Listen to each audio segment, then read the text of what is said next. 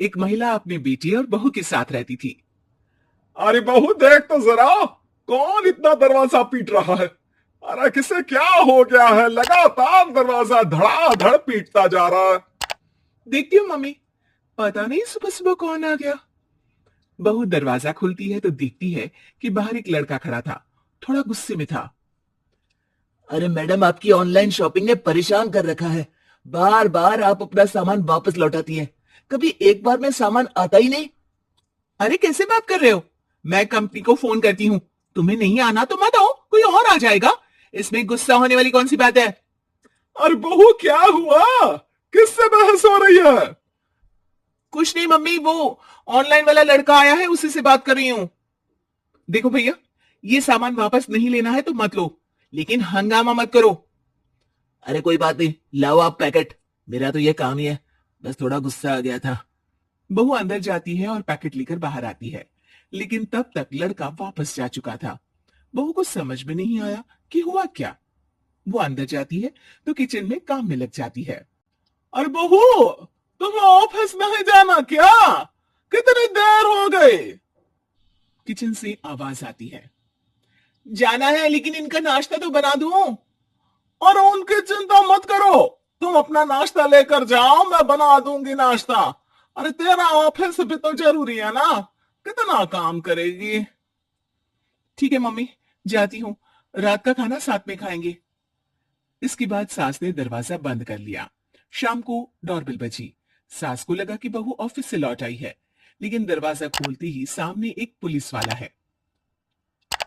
राहुल यानी कि उसके बेटे ने उससे पूछा, कौन है माँ?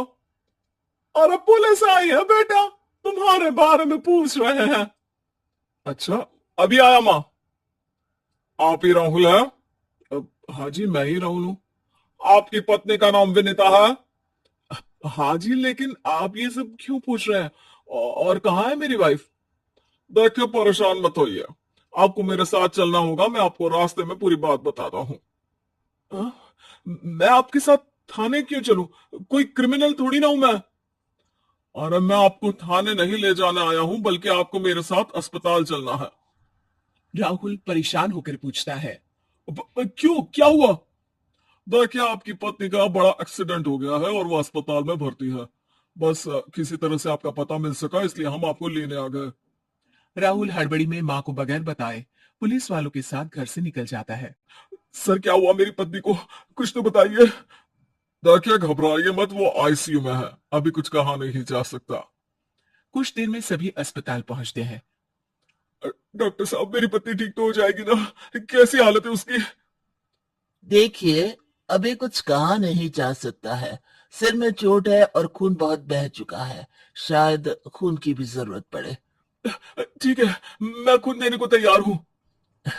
ठीक है मिस्टर, लेकिन हमें सेम ग्रुप का ही खून चाहिए। अगर आपका मैच होगा तभी आपका खून काम आ सकेगा। जी ठीक है डॉक्टर साहब। तब तक राहुल की मां भी अपने एक पड़ोसी के साथ अस्पताल पहुंच चुकी थी। अरे बेटा, क्या हुआ? बहुरी कैसी है? माँ, कुछ कहा नहीं जा सकता।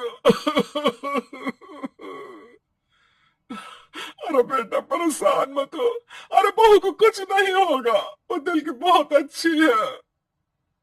माँ बेटे बैठे हुए इंतजार कर रहे हैं। सर, आपका ब्लड मैच नहीं हो रहा है और ब्लड हमें अभी चाहिए। अरे बेटा, डॉक्टर साहब से बोलो ना, मेरा ब्लड ले ले। अरे माँ, आपकी उम्र हो चुकी है, आपका खून कैसे ले सकते हैं? अरे बेटा, वो बहू कम मेरी बेटी ज्यादा है। उसने दिन रात एक करके इस घर को एक डोर में बांधा हुआ है। अगर वो डोर टूट गई ना, तो मैं अपने खून का क्या करूंगी? राहुल की आंख में भी आंसू आ जाते हैं। ठीक है डॉक्टर साहब, माँ का भी ब्लड टेस्ट कर लीजिए। अगर मैच हो गया तो ठीक है, नहीं तो किसी और को फोन करता हूँ। डॉक्टर ने तुरंत ब्लड सैंपल लेकर भेज दिया। कुछ देर बाद माँ जी का ब्लड ग्रुप मैच कर गया है पेशेंट से। माँ जी तैयार है ना? माँ, क्या सोच रही हो? अरे बेटा, यही कि बहू की जिंदगी के लिए अगर अपनी जिंदगी भी दांव पर लगानी पड़े तो कम है। वो दिन रात हमारे लिए लगी रहती है। हाँ माँ, वो तो है। डॉक्टर साहब, माँ रेडी है, आप ब्लड ले लीजिए। बहू की जान बच गई और उसके घर वापसी हो गई और एक नई शुरुआत भी। अरे विनीता, नाश्ता तैयार हो गया? जी हाँ, हर मम्मी का भी।